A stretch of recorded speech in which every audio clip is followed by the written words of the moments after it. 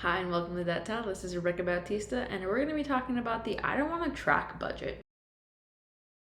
So let's get started. So this method is still technically a budget because you are having a system in place in order to make sure your bills are paid and all of that. But you don't have to do day-to-day tracking of your spending, which for some people is really beneficial because it gives them anxiety for looking at how their money is going in and out of their accounts. Now, this method involves a initial setup period and then it's pretty low maintenance, but still you want to be able to check in and make sure it's still running smoothly for you. In order to implement this, you're going to need two checking accounts. One is going to be for your bill pay and the other one is going to be for your spending. So the bill account is going to have an auto pay and it covers all of your bills. And then your day-to-day spending is going to be the one that you take the card and swipe as you need or pull cash from as you need. So with this method, it is easier in the sense that you don't have to track your day-to-day spending because there's no categories per se. There's just the spending account, which is you spend the money as freely as you need. All you have to do is check in on your bank app to see how much money is left, and that tells you that's how much money you have left to spend on whatever you want to spend it. So this budget only works if you're currently spending below your means.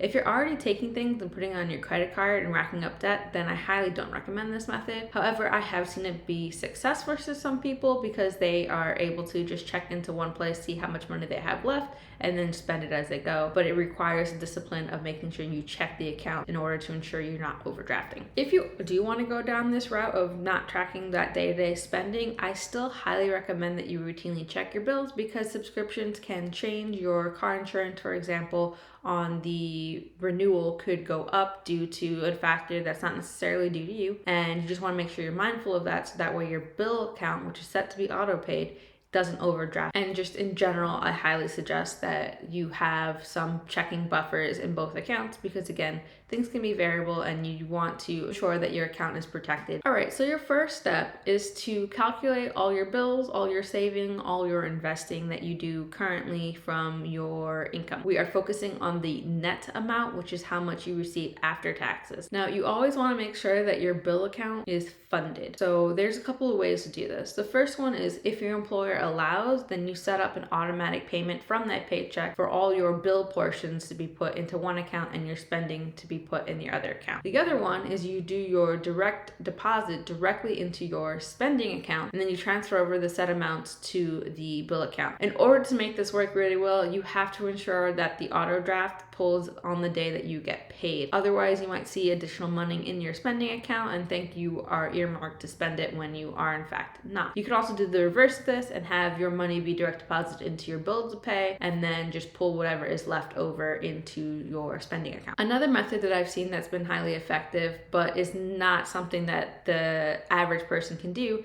is that they have prepaid and pre-planned for this in the sense that they had already saved up a set amount of months worth of bill and then they are now going to use it. So they just turn that previous savings account into now the bill account and then all the money that they are currently taking in becomes spending money. Again, this is only for people who have already pre-planned for this because in general, this account now has thousands of dollars to cover their bills for set amounts of time. So now your spending account is anything that is left over from your net income. This non-budget is still requiring you to have a lot of discipline because you're going to be checking into that spending account so you know how much money you can freely spend on whatever you decide to spend it on. But what about savings? Well, that's kind of on you. So some people treat their savings as a bill in which they will set a set amount of money and move that into the bill account, and from the bill account then auto draft that into either their 401k, their Roth IRA, or move it into their savings account, whatever is their preference. Another option is that people will take money left over in their spending account at the end of the month and roll that over. And finally, the last option is that people take advantage of savings challenges, which if you don't have a savings challenge in mind,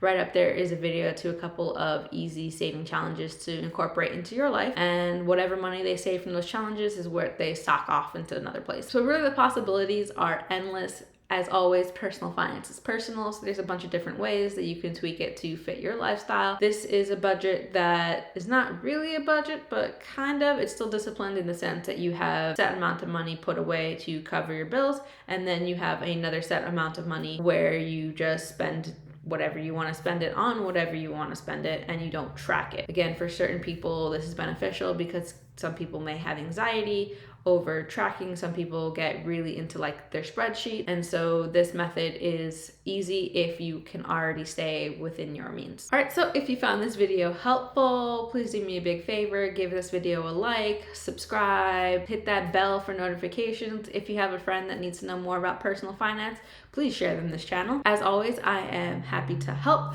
The next video is going to be based on zero-based budgeting, another popular budgeting means. So we'll go over it. And as always, I hope you have a great one. See ya. Bye.